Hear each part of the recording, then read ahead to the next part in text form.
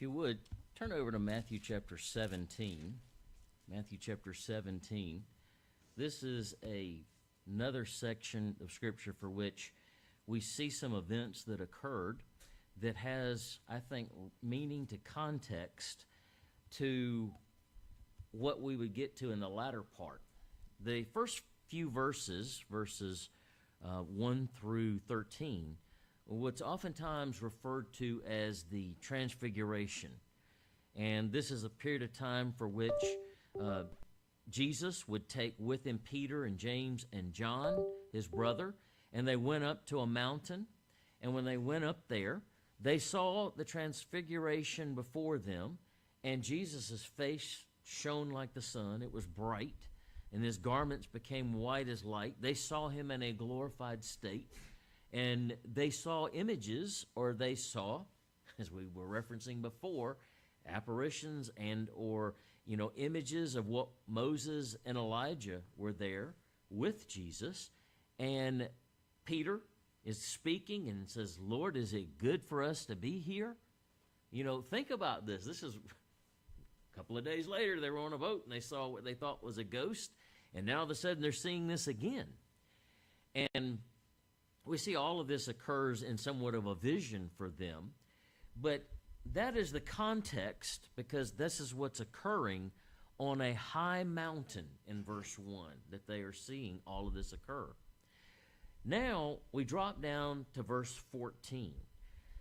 And here in verse 14, when they had come to the crowd, a man came up to Jesus, falling on his knees before him, saying, "Lord, have mercy on my son, for he is a lunatic and is very ill." Demon-possessed is what we see here. This demonic activity is going on. And he often falls into the fire and often into the water. So we see that this particular individual is suffering some mental anguish, distress, under the influence of demonic activity, trying to kill himself, whether it's in fire or whether it's in drowning in water.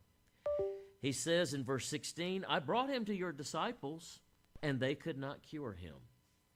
And that becomes a significant aspect about mountains and about what this particular event's going to show us. Verse 17, "And Jesus answered and said, 'You are unbelieving and a perverted generation. How long will I be with you? How long will I put up with you? Bring him to me.'" And that is one of those statements that we read that sometimes when I read that, I think, perhaps it is the language, perhaps it is a culture, perhaps it's different. I go back to the example when Jesus is about to change water into wine, and Mary, his mother, comes up and says, "Do something." And he's like, "Woman, what do you want me to do?" Now, I'm pretty sure if I'd have gone up to my mother and said, "Woman, what do you want me to do?" in our culture, that'd been disrespectful. In that culture, it's a little different, apparently. But, it's just a difference there. And I think that's some of that, but I think Jesus is trying to as well articulate, perhaps in a different way than we would, even here in the South. Will you stop that?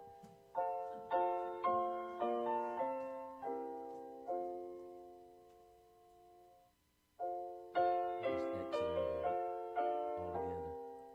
There you go. And I'll click it later. Continuing on into verse 18, "And Jesus rebuked him and said, 'Demon, come out of him.' And the boy was cured at once." So we see the source, and we know why this boy was acting the way that he was acting. Verse 19, "Then the disciples came to Jesus privately, saying, 'Why could we not drive it out of him?' And Jesus said, 'Because of the littleness of your faith. For truly I say to you, that if you have faith the size of a mustard seed, you will say to this mountain, move from here to there, and it will move, and nothing will be impossible to you. But this kind," speaking of the demon, "does not come out except by prayer and fasting." And then, I think what we see here is that Jesus is using a bit of a hyperbole, a mustard seed based on at least what we think and understand.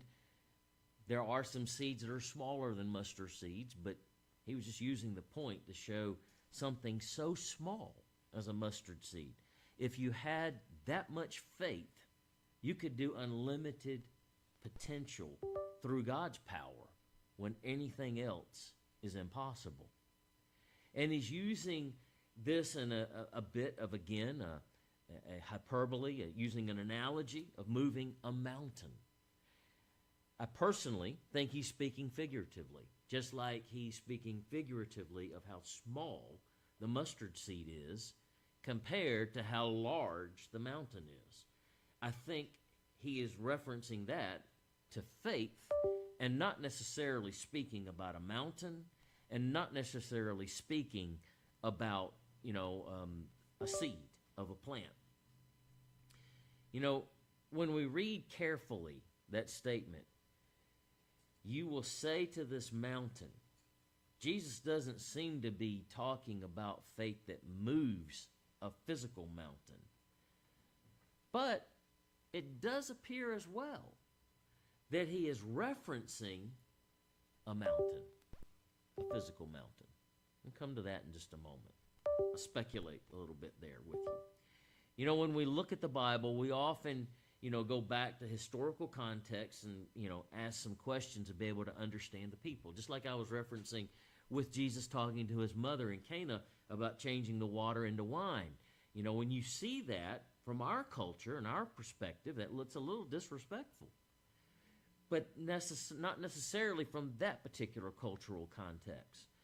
And it is interesting to me that this idea of moving a mountain, I think he's using that, referencing in a hyperbolic way, faith in that reference, with what was familiar in that particular culture.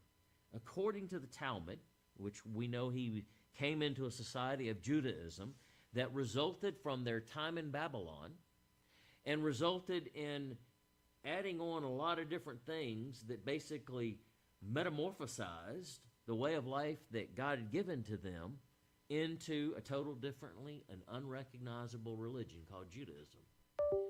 And through the Talmud, there is a lot of examples given for which there were great teachers. In fact, when Jesus would speak, the people were amazed because he spoke as one with authority. And I don't think we understand that in the same way the crowds understood it, because the crowds at that time heard all of these people in Judaism speak, referencing this rabbi said this, and this rabbi said that, and that rabbi said this. And that was what they were giving as the context as to what they were saying was true. Not necessarily what Jesus said when he spoke clearly, concisely, and from the foundation of being a part of the family of God and then coming and having that as his reference. But they used this idea of great teachers in Judaism and the Talmud, and they called them removers of the mountain. Now, their context of that, they also called it a rooter up of mountains.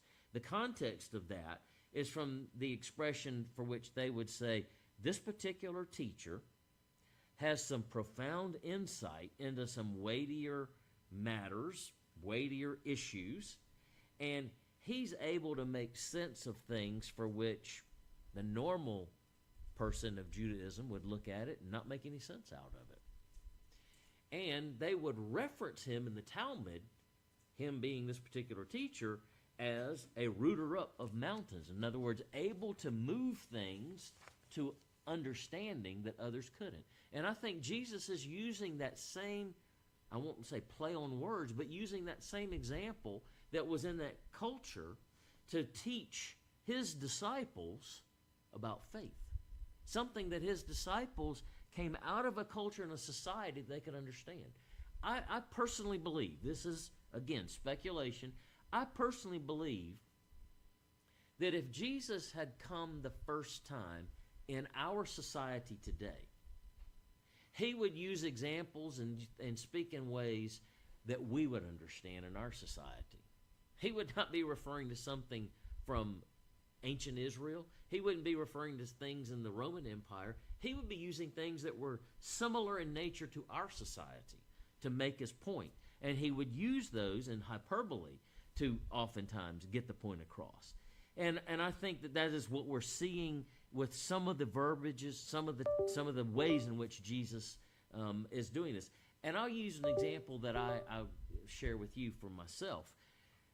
Many, many years ago, I think I was in 10th grade, took geometry, went to the Feast of Tabernacles, and we were covering in the geometry class Euclid proofs. And I did not have the advantage of being in a classroom and having a teacher teach me. My mother and father would look at it and they were like, "You're on your own, you got to do this yourself." I was so confused about Euclid proofs. I struggled and I tried to make sure that I was where everyone else was when I got back from the Feast of Tabernacles, and I had to go to the teacher after class in her prepping class, which she gave to me, and she would walk me through how to understand Euclid proofs. I couldn't do it on my own. And that's, I think, the rooter of the mountain, and that's where I think that comes from, a teacher that can make you see something that you can't understand yourself. When I was in the rest of that class with Ms. Green, and we got into rays and vectors and all kinds of other geometrical things, I was easy. That was smooth sailing. But for me to have to learn it myself with a textbook, it was like an impossibility. And I always think of that when I think of this particular area of Scripture here. Now, Jesus is using mountains. He's using very small seeds as hyperbolic examples, and he's using it to teach a lesson about faith. Again, mountains being moved. Let's look at some examples. Let's go to the Old Testament and look in Zechariah. Zechariah chapter 4, of mountains being moved that are hyperbole. These are things that are just examples of what mountains are. We're not talking about a physical mountain here. We're talking about hyperbole. We're talking about hyperbolic. We're talking about things that are examples of mountains. And here in chapter 4 in Zechariah, we'll begin in verse 7 and read through verse 9. Of course, this is Zerubbabel and, of course, Joshua. And we see here in verse 7, it says, "What are you, O great mountain, before Zerubbabel? You will become like a plain, and he will bring forth the top stone, which shouts of grace, grace to it.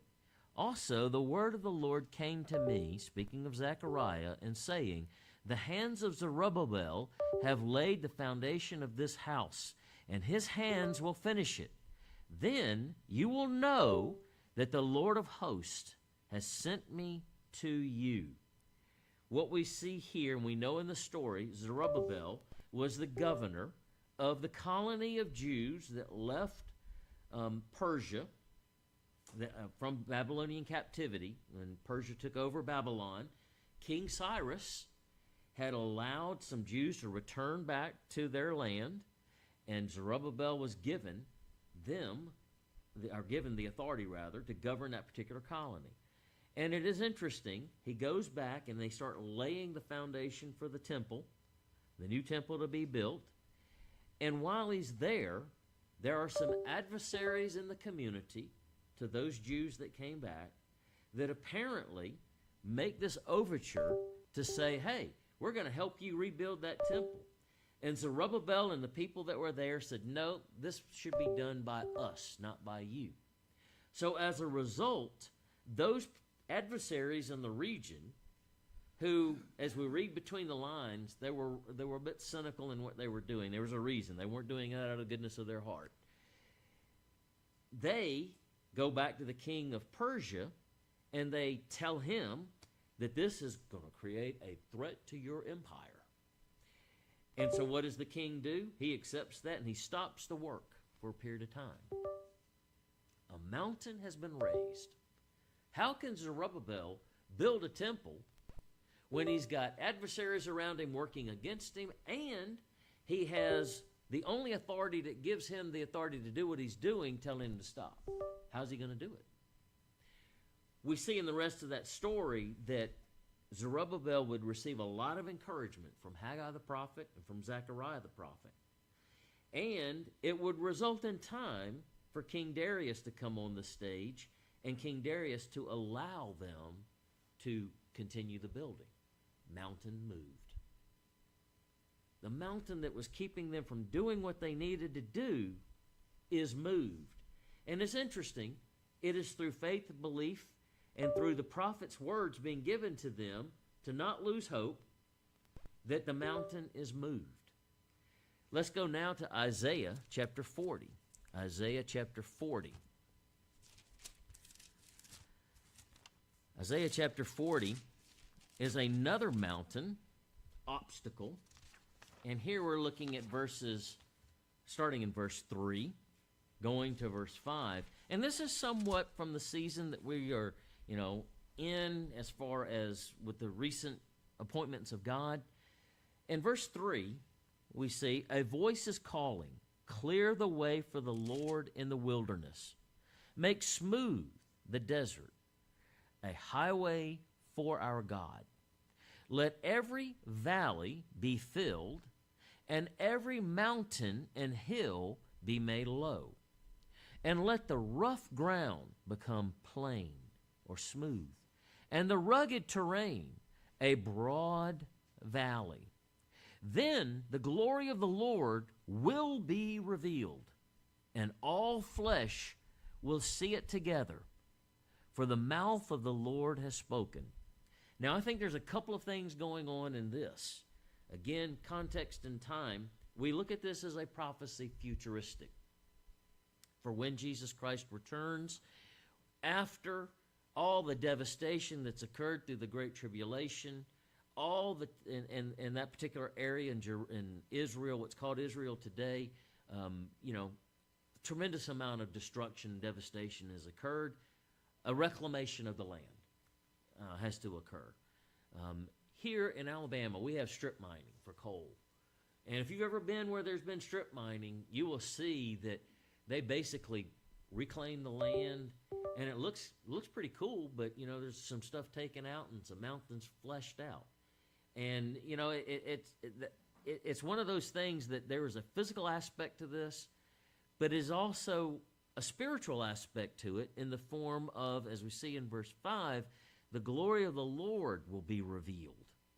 It's through this creating a path, removing mountains and hills, filling up valleys, making the land level, expanding out a way for which progress can be made. There is a removal of mountains here. And I think it's interesting that this is coming from a prophetic time frame when there will be those who have been in captivity, those of the house of Israel, the house of Judah, and they will be coming from that bondage that's referenced as Babylon the Great in Revelation, and they are being brought back to Jerusalem. Just like there was a bringing back of individuals from Babylon under Zerubbabel's period of time, and of course we know that with Ezra as well as Nehemiah. And then, of course, that would lead to the time frame for which when Jesus would come on the scene the first time. But we see there's a futuristic viewpoint to this, and that's a part of what occurs with even in the days of the Feast of Tabernacles during the times of Jesus' first time here on earth. When you think about that, prior to when the Feast of Tabernacles was being held in Jerusalem, there was tremendous activity that occurred on the roadways because you had individuals that were coming from all areas of Israel at that time, and they were coming to Jerusalem to keep the Feast of Tabernacles. And there was a period of time that was prior to, from after when the Feast of Trumpets occurred to when the Feast of Tabernacles was being done, for which they would have a reclamation of the road so that the masses could come into that pilgrimage in that season, that period of time. So we see a lot of levels here of mountains being moved, obstacles being taken away. Here, as I said earlier, this is the reclamation of the land as a result of the great prophecies that occur and the devastations that occur from all the activities that went on in the beast power. And when we think about the spiritual aspects of this, even today, the church is somewhat scattered, spread apart. There are individuals that have God's Holy Spirit that I believe personally are in a multitude of churches. And I, cannot tell you who is and who isn't. That's not my job. But the point of it is that I see another parallel there. At one time, there were many that were a part of a larger conglomerate organization. And then over the course of time, there's a bit of a splitting apart. Who did the splits? You could argue it was selfish ambition from some, following money, craving money, perhaps. But we also know that whatever is scattered will be brought back together. I do believe there will come a time when the churches, even in the era that we're living in now, will eventually come back together. Are we split apart for reasons of safety now? I can't answer all of that. I just know that if you're trying to do something that's against the will of God, you're not going to be successful. And you probably shouldn't be trying to invest time and energy into that. Even in 1 Peter 1, verse 1, chapter 1, verse 1, Peter even brings out, he says, Peter, an apostle of Jesus Christ, to the exiles that are dispersed in Pontus, Galatia, Cappadocia, Asia, and Bithynia. So, he's talking about exiles. He uses the term exiles. Other translations use refugees. In other words, even at that apostolic period of time for the church, there was a lot of separation and spreading out of people. But it's interesting that Peter uses that term, exiles. Exiles references people being pushed out into other areas, sometimes against their will. And I can't help but think that there's some parallel to that with what we've seen in churches now. I could be wrong, but I just see a lot of parallels there, personally. When we think about those exiles that Peter's referencing in the apostolic period of the church, there were Jewish Christians, there were Gentiles that were converted to Christianity, but they were spread out.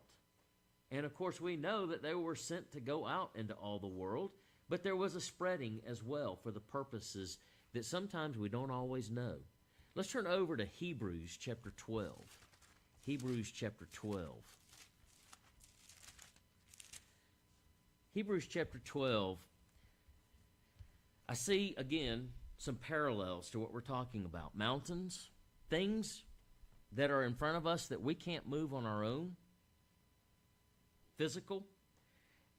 And I think that there's a reference here, here. In chapter 12, beginning in verse 18, it says, "For you have not come to a mountain that can be touched, to a blazing fire, to darkness and gloom and whirlwind, to the blast of a trumpet and the sound of words which sound as such that those who hear beg that no further word will be spoken." Of course, he's talking about Mount Sinai. And of course, Mount Sinai is where God existed, and God gave the law to Moses on tablets of stones. Verse 20, "For they could not bear the command, if even a beast touches the mountain, it will be stoned. And so terrible was the sight that Moses said, I am full of fear and trembling." The writer of Hebrews is referencing the fact that Moses was even afraid and scared. Verse 21, "So terrible was the sight that Moses said, I am full of fear and trembling, but you have come to Mount Zion." Speaking of the Christians at this time, he's using a different mount.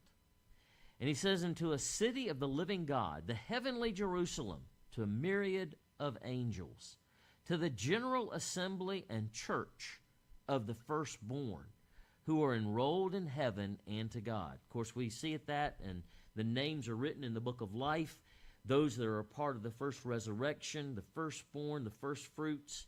We see Mount Zion as a physical mountain, and we see it in a spiritual way here too. And it is the church itself, those who will be going out. It goes on to say, and the judge of all, speaking of the Lord, and to the spirits of the righteous made perfect, and to Jesus, the mediator of a new covenant, and to the sprinkled blood, which speaks better than the blood of Abel.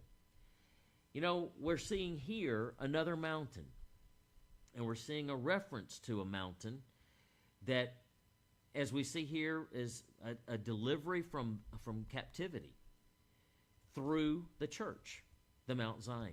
When we think about it, the captivity of the world, Babylon, as it's listed in Revelation, and the returning of the heavenly Jerusalem to meet with God ultimately in the fulfillment of all things. But we see a going back to Zion here, a salvation from a kingdom of priests to people who are coming back out of as exiles that have been scattered about. And they come from a lot of different areas at the end time to Jerusalem, and they come there and being repatriated, being brought back after being spread out across all the world. But it is interesting that there are a couple of mountains that are in the way. If you were to look at a map, as you enter into what is today called Israel, around the Lebanese, Syrian, and Jordanian and Israel borders, where they all kind of come together, there's Mount Hermon, one of the highest mountains in that particular area, 7,336 feet. This past summer, Leanne and I went to the Grand Tetons, and it was interesting to me.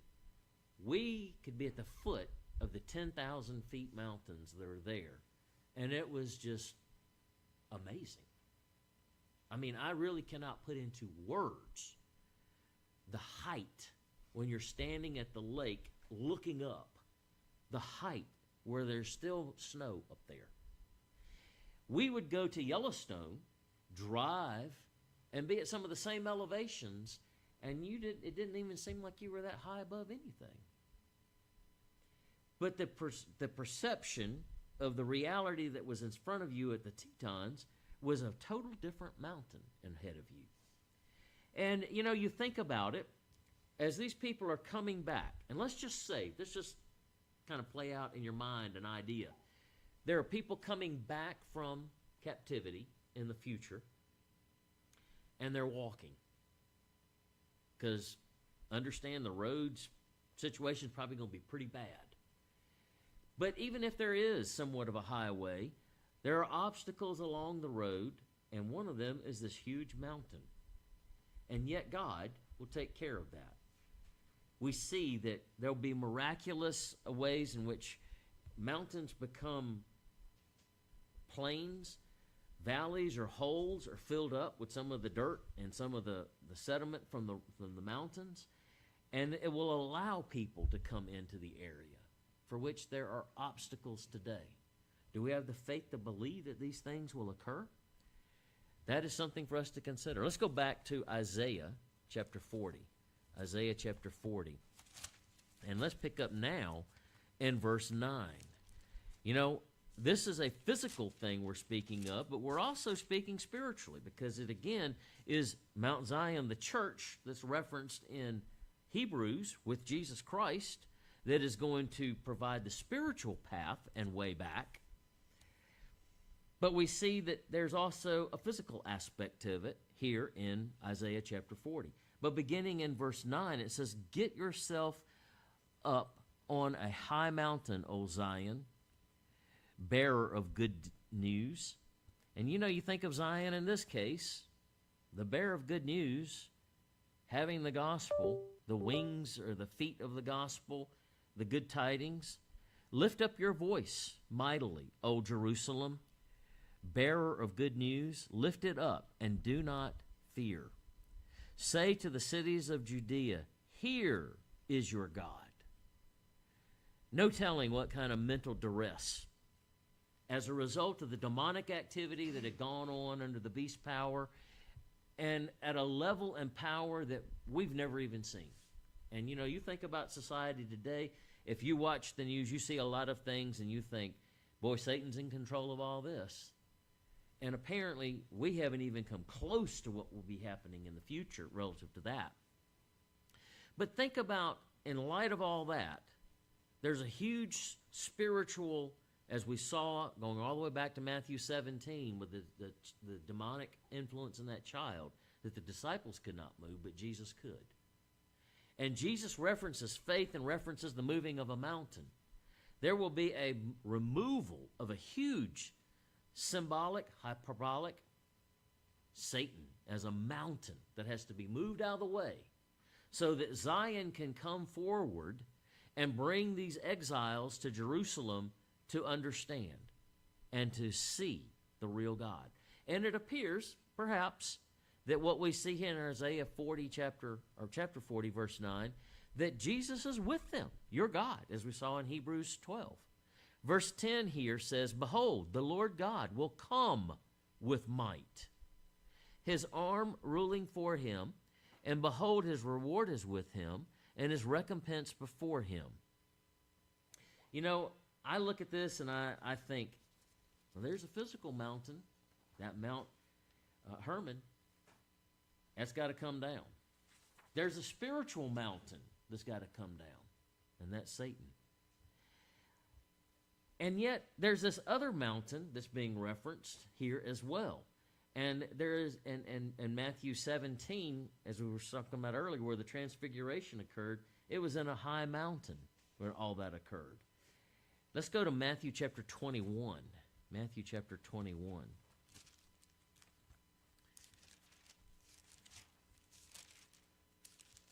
Matthew chapter 21. Goodness. Matthew 21, verse 21. And this is the parable of the barren fig tree. And we'll kind of break into the thought here. In verse 21 it says, "And Jesus answered and said unto them, Truly I say to you, that if you have the faith and do not doubt, you will not only do what was done to the fig tree, but even if you say to this mountain, Be taken up and cast into the sea, it will happen."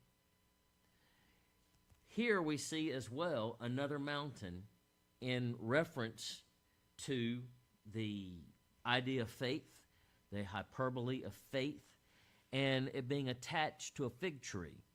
And the fig tree brings forth fruit, and in this particular parable, there was a barren tree that did not, but then if it is fixed through faith and it brings forth the fruit, it is because of the faith that it was able to overcome that mountain of imperfection, not being able to be productive.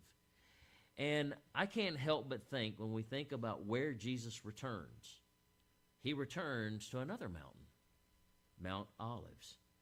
And when he returns, based on what we see in Zechariah, that mountain is split in two. And what comes from that? A river of living water. When Jesus Christ returns, he comes and he opens up the knowledge to all. He gives the ability to remove the mountain that has blinded the view of so many over the course of time, Satan.